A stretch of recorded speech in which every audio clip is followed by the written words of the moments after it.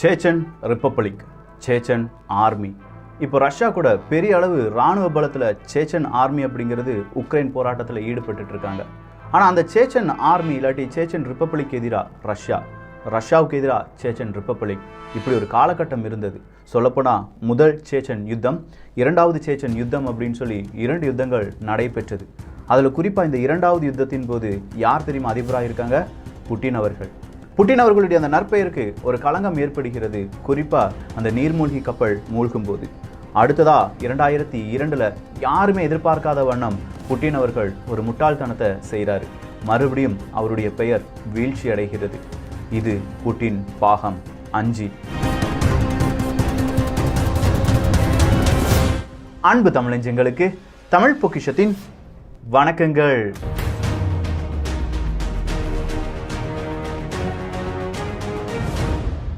1999 2009 வரை சேச்சன் ரிப்பப்ளிக் அப்படின்னு சொல்கிற அந்த ரிப்பப்ளிக் கூட ரஷ்யாவுக்கு கடுமையான மோதல்.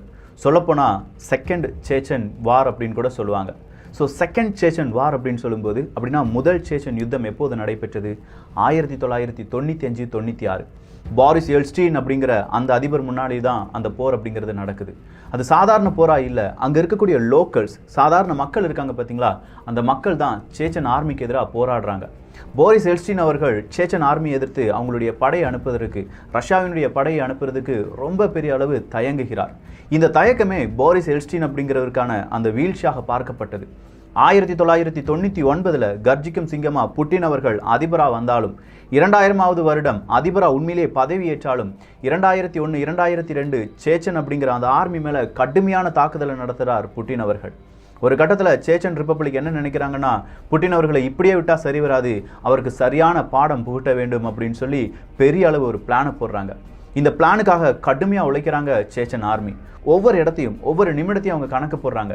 எந்த இடத்துல அடித்தா யாருக்கு வலிக்கும், எப்படி அடிக்கணும், எவ்வளோ நேரத்தில் அடிக்கணும், எவ்வளவு நாட்கள் தொடர்ந்து அடிக்கணும் அப்படிங்கிறது தான் சேச்சன் ஆர்மி போடுற கணக்கு.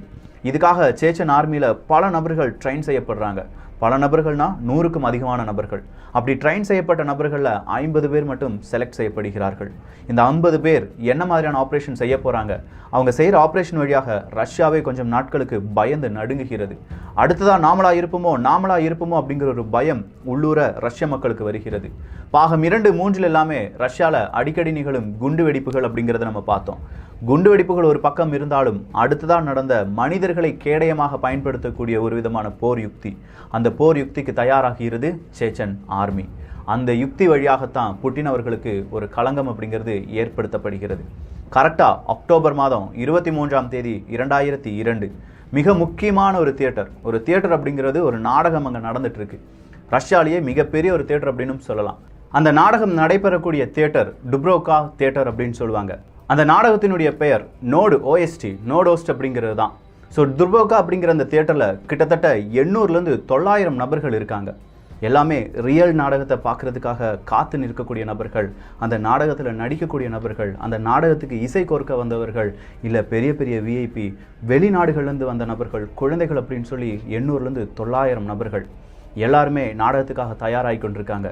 ஒரு 40-50 பேர் சேச்சன் ஆர்மியிலேருந்து கொஞ்சம் கொஞ்சமாக இந்த நாடகத்துக்குள்ளே, இந்த நாடக அரங்குக்குள்ளே அப்படியே வந்துட்டே இருக்காங்க. அவங்களுடைய ஃபேஸை யாருமே பார்க்கல, எல்லாமே கொஞ்சம் கொஞ்சமாக மூடப்பட்டிருக்கிறது. அப்படி 50 பேர் வரும்போது இந்த நாடகம் ஸ்டார்ட் செய்யப்படுகிறது. 900 நபர்கள் சாதாரண மனிதர்கள், 50 டெரரிஸ்ட் அப்படின்னு அழைக்கப்பட்ட சேச்சன் இராணுவத்தை சேர்ந்த நபர்கள். நாடகம் தொடங்கிருச்சு. தொடங்கின கொஞ்சம் நேரத்திலேயே அங்கங்கே வெடி சப்தம் கேட்குது.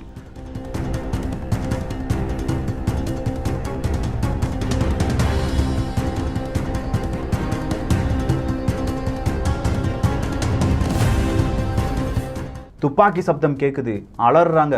900 நபர்களும் போகிறதுக்கு வழி இல்லாமல் அலறி நிற்கிறாங்க. ஏன்னா இருக்கிற அனைத்து கதவுகளும் மூடப்படுது. செகண்டுக்கு ஒரு கதவு அப்படிங்கிறது மூடப்பட்டு எல்லா நபர்களும் அந்த தியேட்டருக்குள்ளே அடைக்கப்படுகிறார்கள். அப்படி அடைக்கப்பட்ட பிறகு இந்த டுப்ரோகா அப்படிங்கிற அந்த தியேட்டர் ஃபுல்லாக வெடி மருந்தை வச்சு கொஞ்சம் கொஞ்சமாக அப்படி ஐசோலேட் பண்ணுறாங்க. எந்த டோரை திறந்தாலும் வெடி விபத்து ஏற்படும், வெடிகுண்டு வெடிக்கும் அப்படிங்கிறது தான் அவங்க வைக்கிற பிளான். ஸோ ரொம்ப பெரிய அளவு கச்சிதமாக கையில் துப்பாக்கி, வெடிப்பொருட்கள், அவங்க கூட மாஸ்க், இது எல்லாமே கொண்டு வந்திருக்காங்க சேச்சன் ஆர்மி. அப்படின்னா ரொம்ப நாளாக இதுக்காக பிளான் போட்டிருக்காங்க. ஏன்னா 2000வது வருடத்திலிருந்து புட்டின் அவர்கள் நேரடியாக அவருடைய பதவி பிரமாணம் முடிஞ்ச உடனே அவர் போகிறதே அந்த சேச்சன் ரிப்பப்ளிக் தான். உங்களை நான் சும்மா விட மாட்டேன், எங்கள் மக்களுக்கு நீ பெரிய கொடூரம் செஞ்சுட்டு இருக்க அப்படிங்கிறது. ஸோ அவ்வளோ நாளுக்கான அந்த வைராகியத்தை தீர்ப்பதற்காக சேச்சன் ராணுவம் கொஞ்சம் கொஞ்சமாக அங்கே இருக்கக்கூடிய மக்களை கொல்லப் போகிறார்கள் அப்படிங்கிற இன்ஃபர்மேஷன் வெளியில் ஸ்ப்ரெட் ஆகுது. தூரமாக இருந்த பல நபர்களும் இந்த தூப்ரோகா அப்படிங்கிற அந்த தியேட்டருக்கு வர பார்க்குறாங்க. என்னுடைய உறவினர் அங்கே இருக்காங்க, என்னுடைய நண்பன் அங்கே இருக்கான், என்னுடைய மனைவி அங்கே இருக்கான், என்னுடைய கணவன் அங்கே இருக்காங்கன்னு சொல்லி எல்லாருமே இப்போ தெரு முழுவதுமாக ஃபுல்லாக டிராஃபிக் ஜாம். அவ்வளோ நபர்கள் கூடி நிற்கிறாங்க. போலீஸ் ஆஃபீஸர்ஸ், எஃப்எஸ்பி எல்லாமே வருது. சொல்லப்போனால் ஸ்பெஷல் மிலிட்ரி ஆப்ரேஷன் அப்படிங்கிறது அங்கே நடக்க போகுது. இந்த ஸ்பெஷல் மிலிட்ரி ஆப்ரேஷனுக்காக அங்கே ஒரு ஸ்பெஷலான குரூப் வரைக்கப்படுகிறது. அதுதான் ஸ்பெட்னஸ் அப்படிங்கிற குரூப். இதே ஸ்பெட்னஸ் அப்படிங்கிற குரூப் தான் இப்போ உக்ரைனுக்குள்ளேயும் இருக்காங்க அப்படிங்கிறத நம்ம நினைவில் கொள்ள வேண்டும். ஸோ ஸ்பெட்னஸ் அப்படிங்கிற ஒரு குரூப் வந்துட்டாங்க, ஒரு ஸ்பெஷல் ஆர்மி வந்துட்டாங்க. இப்போ கொஞ்சம் கொஞ்சமாக அங்கே இருக்கக்கூடிய நபர்களை விடுதலை செய்வதற்கான அந்த பேச்சுவார்த்தையில் ஈடுபடுறாங்க.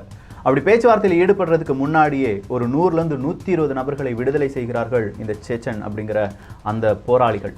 சேச்சன் போராளிகள் 200 பேர் எதுக்கு விடுதலை பண்ணணும் அப்படிங்கிற கேள்விக்கு இல்லை, அவங்கெல்லாம் இந்த ஒரு பிரச்சனைக்கு உகந்தவர்கள் கிடையாது, இல்லை இந்த பிரச்சனைக்கும் அவங்களுக்கும் எந்த சம்பந்தமும் கிடையாது. ஸோ சேச்சன் போராளிகளை பொறுத்த வரைக்கும் அவங்களுக்கான மனதில் இதுதான் கரெக்ட், இதுதான் தப்பு அப்படிங்கிற உறுதி இருந்தது. இஸ்லாமியர்களாக இருந்தாலும் அவங்க என்னென்ன செய்யணும், என்ன செய்யக்கூடாது அப்படிங்கிற கட்டளைகள் அவங்களுக்குள் இருந்தது.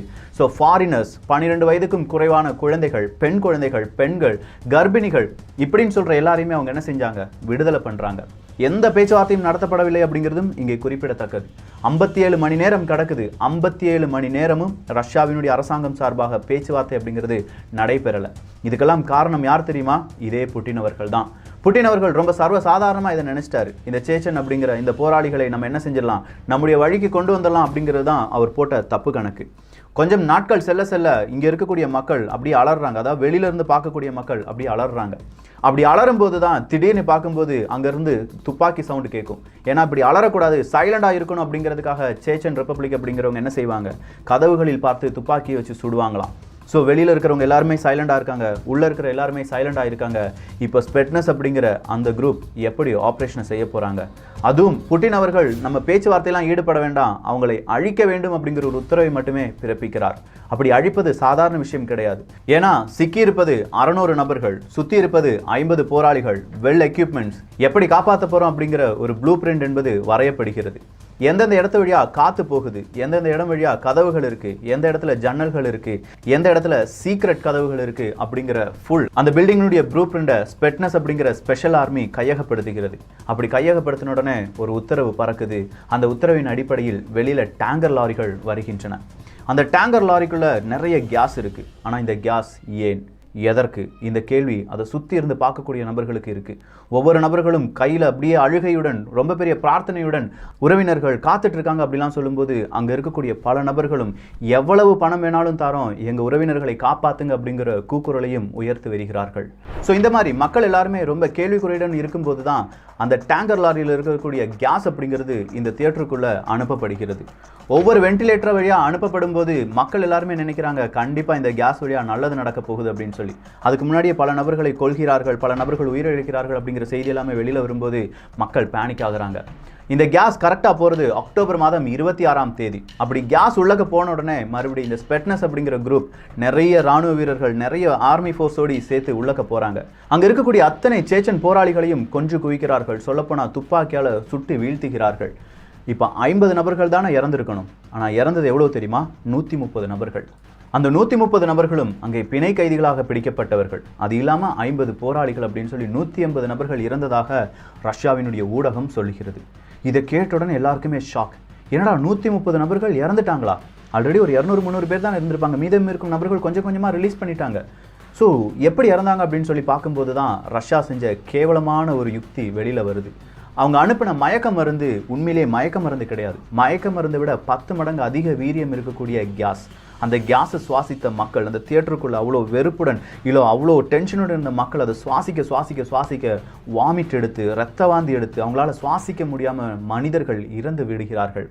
இதை எதிர்பார்த்த சேச்சன் ஆர்மி என்ன செஞ்சிட்டாங்கன்னா, கேஸுக்கு போடுற மாஸ்கெல்லாம் அவங்க கொண்டு வந்திருந்தாங்க. அந்த மாஸ்கை போட்டுட்டு அவங்க உயிர் பிழைத்திருந்தார்கள். இது ரஷ்யாவினுடைய இராணுவத்துக்கு தெரியல, ரஷ்யாவினுடைய உளவு பிரிவுக்கு தெரியல, ரஷ்யாவை வழிநடத்திய புட்டின் அவர்களுக்கு தெரியல. பேச்சுவார்த்தை நடத்தியிருந்தால் கண்டிப்பாக புட்டின் அவர்களுடைய அந்த இமேஜ் அங்கே வீழ்ந்திருக்காது. பேச்சுவார்த்தையை வளர்க்கக்கூடாது, ஏன்னா போரிஸ் எல்ஸ்டீன் அவர்கள் செஞ்ச அதே தப்பை நான் செய்யக்கூடாது அப்படிங்கிறதுக்காக அதிரடியில் இறங்கினார் புட்டின் அவர்கள். 130 நபர்கள் அந்த இடத்துல இறக்குறாங்க. ஆனால் மறுபடியும் மக்களுடைய இறப்பு எண்ணிக்கை அதிகரிக்கிறது. காரணம் என்ன தெரியுமா? அங்கே நிறைய பேர் அந்த தியேட்டர் முன்னாடி வந்து கூடி நிற்கிறாங்க. நல்ல டிராஃபிக் ஜாமாக இருக்குன்னு சொல்லி பார்த்தோம் பாருங்க. அங்கே இருக்கக்கூடிய எந்த வாகனத்தையும் அப்புறப்படுத்தவில்லை அங்கிருந்த காவல்துறை அதிகாரிகள்.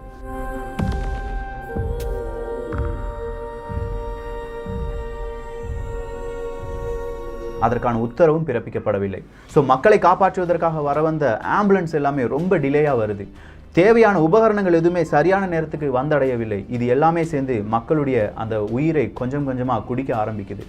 உயிருடன் இருக்கிறவங்களும் அறகுறை உயிருடன் இருக்கிறவங்களையும் இறந்தவர்களையும் ஒரே பஸ்ஸில் அள்ளி போட்டு கொண்டு போகிறாங்க. அப்படியே தரன்னு இழுத்து வச்சு கொண்டு போகிறாங்க. இது அப்படியே லைவாக பார்க்கக்கூடிய மக்களுக்கு புட்டின் மீது கோபம் கொந்தளிக்கிறது. நீலாம் ஒரு அதிபரா அப்படின்னு சொல்கிற ஒரு கேள்வியை கேட்கிறார்கள். நீ செஞ்ச முட்டாள்தனத்தால் தான் இவ்வளோ பெரிய பிரச்சனை நடந்திருக்கு அப்படின்னு சொல்கிறாங்க. அதன் பிறகு மெதுவாக CIA, MI6 போன்ற நிறுவனங்கள் அங்கிருந்து உயிர் பிழைத்தவர்களுடைய முடி, அவங்களுடைய யூரின், இந்த சாம்பிளெலாம் வச்சு எந்த மாதிரியான கேஸை இவங்க செலுத்தியிருப்பாங்க அப்படின்னு சொல்கிற அந்த சோதனையில் ஈடுபடுகிறார்கள். அப்படி சோதனையில் ஈடுபடும் போது தான் எங்கேயுமே கிடைக்காத மயக்க மருந்து ரஷ்யாவில் இருக்குது. அந்த மயக்க மருந்து வழியாகத்தான் இந்த கேஸ் தயாரிக்கப்பட்டிருக்கிறது. அப்படித்தான் மனிதர்கள் உயிரிழந்திருக்கிறார்கள். கிட்டத்தட்ட 175 நபர்கள் இதில் இறந்திருக்கலாம் அப்படிங்கிற ஒரு செய்தியை வெளியிடுகிறார்கள். இவ்வளோ ஒரு துக்கமான செய்தி 2002 நடக்கும்போது புட்டின் அவர்களுடைய இமேஜ் ரொம்ப டவுன் ஆயிடுச்சு. இந்த ஒரு இமேஜ் மட்டும் கிடையாது, இன்னொரு முக்கியமான இன்சிடெண்ட்டும் இருக்குது. இப்போதும் புட்டின் அவர்கள் வீழ்ந்து விடுவார். அது என்ன அப்படிங்கிறதுக்கு பாகம் 6க்காக காத்திருங்கள்.